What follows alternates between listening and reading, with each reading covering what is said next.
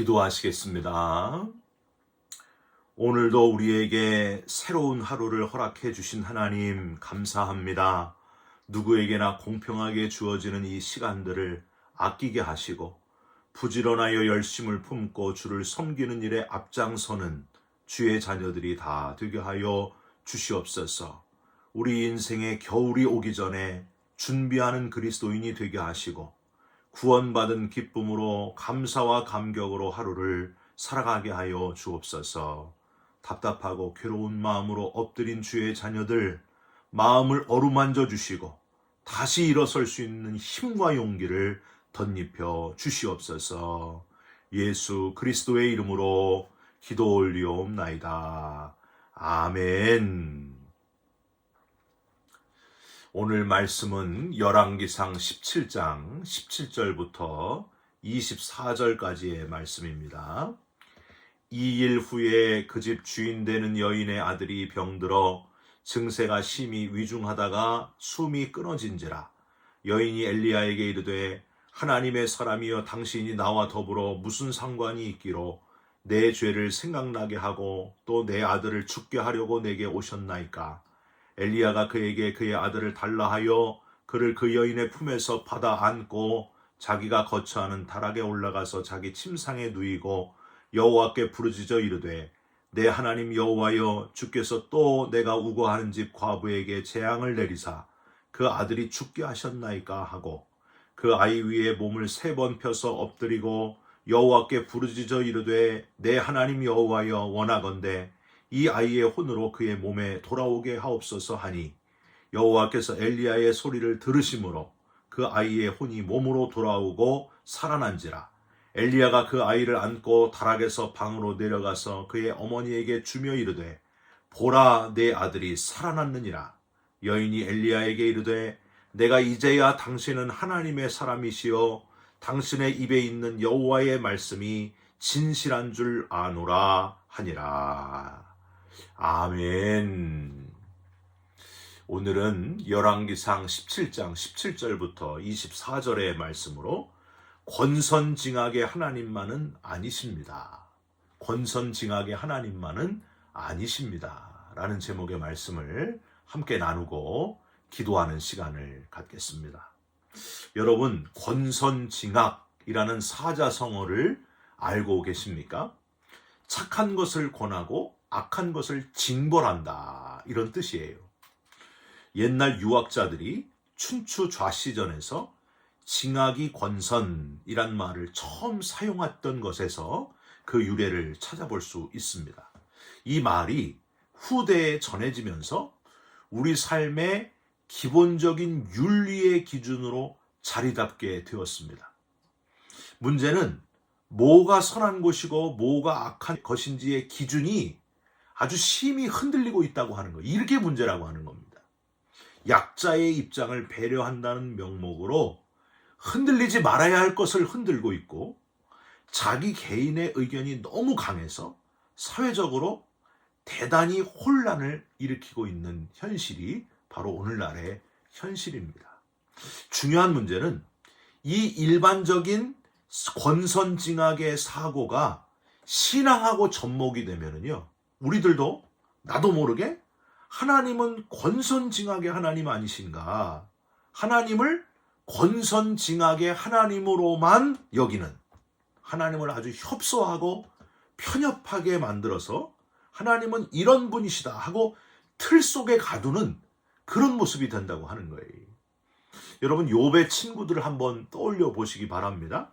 엘리바스, 빌닷, 소발, 이들이 욥에게 찾아와서 이유 없이 고난을 당하고 자녀 10명은 다 죽어버리고 재산은 다 잃어버리고 몸에 병이 나서 고통 중에 있는 욥을 찾아와가지고 했던 말들, 자기들 나름대로는요 굉장히 신앙적으로 위로하고 권면을 하고 있는 것 같지만 여러분 어떻게 됐습니까? 욥에게 위로가 되기는커녕 당장 당하는 고난에 더해가지고 마음의 큰 상처를 욥의 친구들 때문에 입게 되었다 하는 겁니다.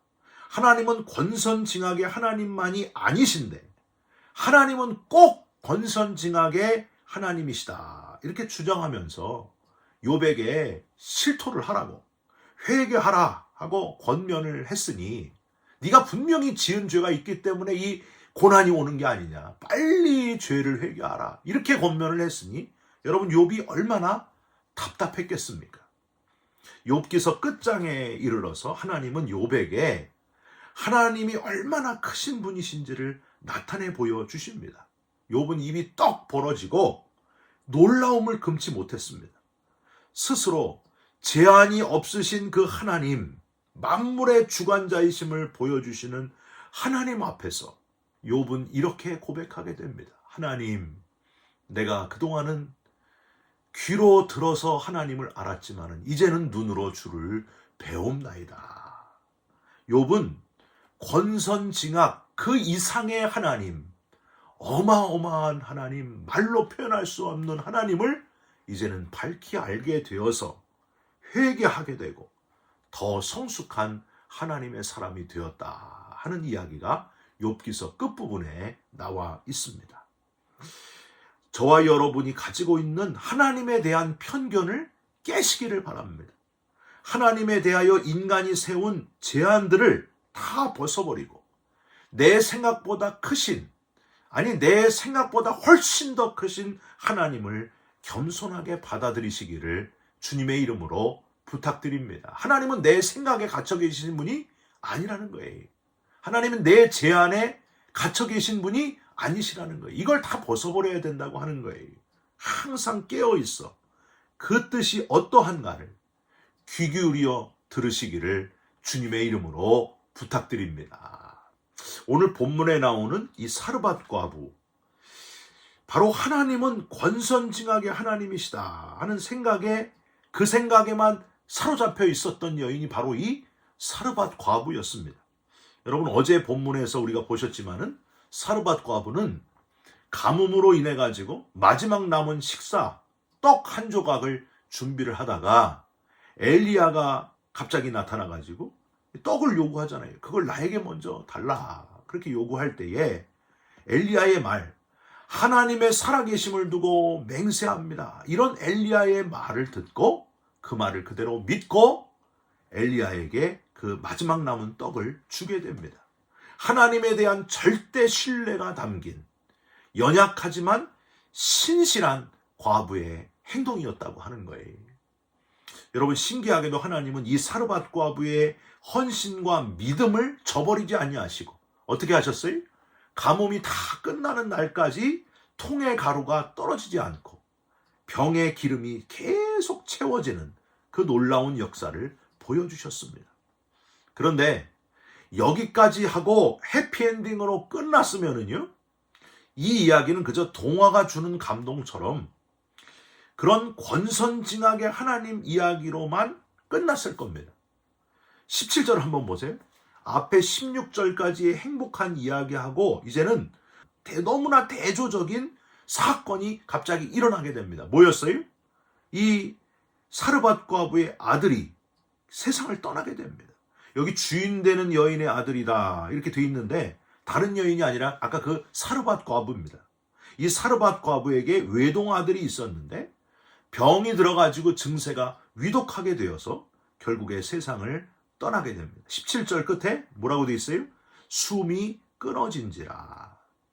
여러분, 아무리 가뭄을 이겨내고 통의 가루가 계속 나오고 병의 기름이 멈춰지질 않는다, 그러면 뭔 소용이 있습니까? 하나밖에 없는 아들, 자기의 전부인 아들이 숨이 끊어졌다는 거예요. 여러분, 얼마나 충격적인 사건이었습니까? 남은 떡 한 조각을 드리고 통의 가루가 계속되고 기름병의 기름이 계속되면서 이제 행복만 쭉 계속되기를 너무너무 바랬는데 얼마나 되었다고 이 무슨 날벼락 같은 일입니까?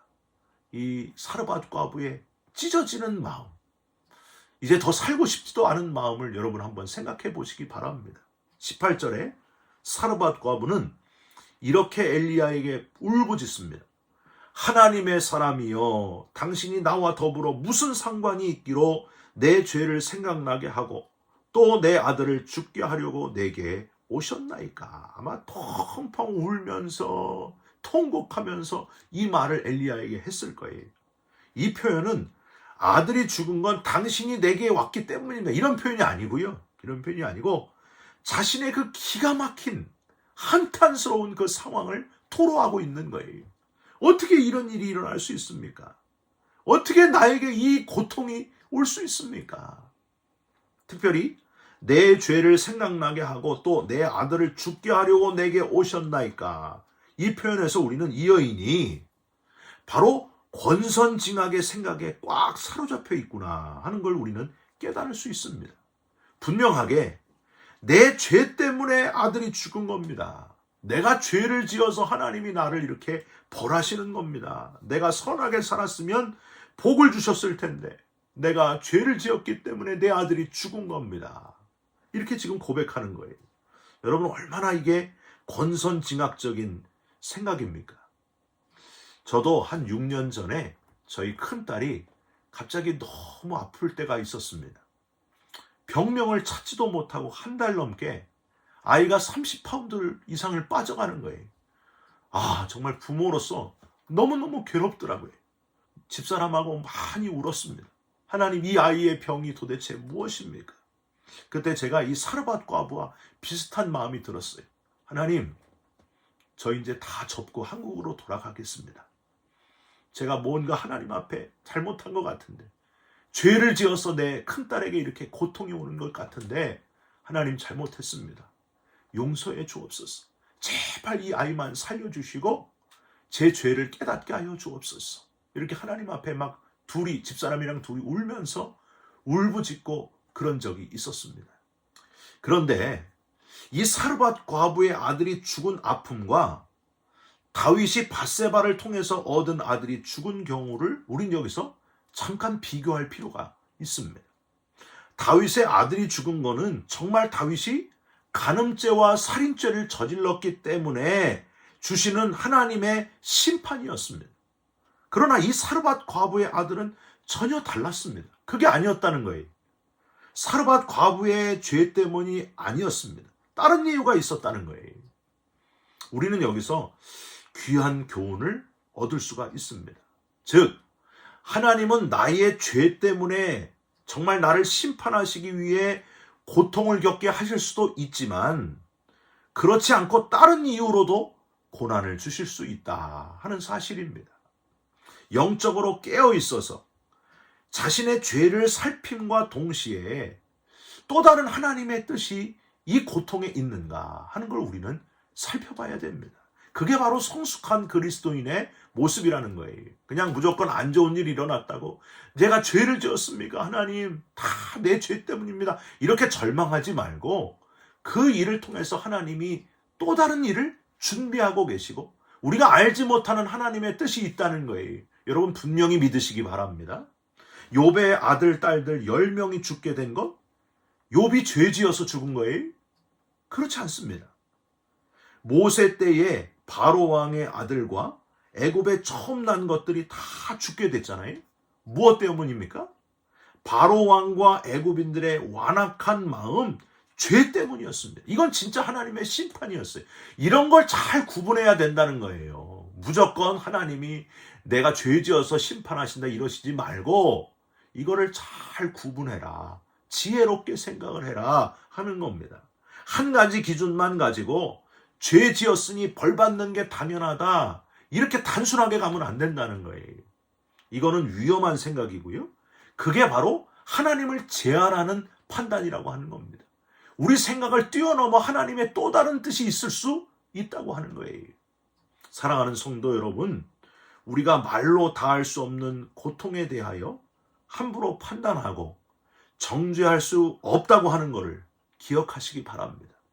우리가 그 뜻과 이유를 알 수 없는 일들이 너무나 많다 하는 사실을 기억하시면서 당장은 알 수 없지만 또 다른 뜻이 있을 수도 있음을 깨닫고 흔들리지 않는 저와 여러분들이 되시기를 주님의 이름으로 부탁드립니다. 19절 이후에 엘리야가 그 죽은 아이를 받아서 했던 것들을 하나하나 살펴보고 결국 22절 엘리야의 기도를 들으시고 아이의 혼이 몸으로 들어오고 살아난 것을 한번 보시기 바랍니다. 23절에 살아난 아이를 내려다가 어머니에게 줄 때에 24절 마지막 사르밧 과부의 고백이 나오는데 인간의 판단을 넘어선 하나님의 또 다른 뜻이 분명히 있음을 이 고백에서 우리는 확실히 깨달을 수 있습니다. 24절 한번 보세요. 여인이 엘리야에게 이르되 내가 이제야 당신은 하나님의 사람이시요 당신의 입에 있는 여호와의 말씀이 진실한 줄 아노라 하니라. 두 가지죠. 첫째는 이 사건을 계기로 엘리야가 하나님의 사람이라는 것, 하나님이 보내신 사람이라 하는 것이 분명해졌고, 더 중요한 것은 여호와의 말씀이 진실하시다 하는 것이 확인되었다고 하는 겁니다. 그럼 이 두 가지 사실은 어디에 초점을 맞추고 있을까요? 하나님의 사람을 통해 하나님은 당장 눈에 보이시지는 않지만 살아계시고 지금도 역사하시고 계신다. 그걸 어떻게 보이신다고요? 하나님의 사람을 통해 그게 보여진다는 거예요.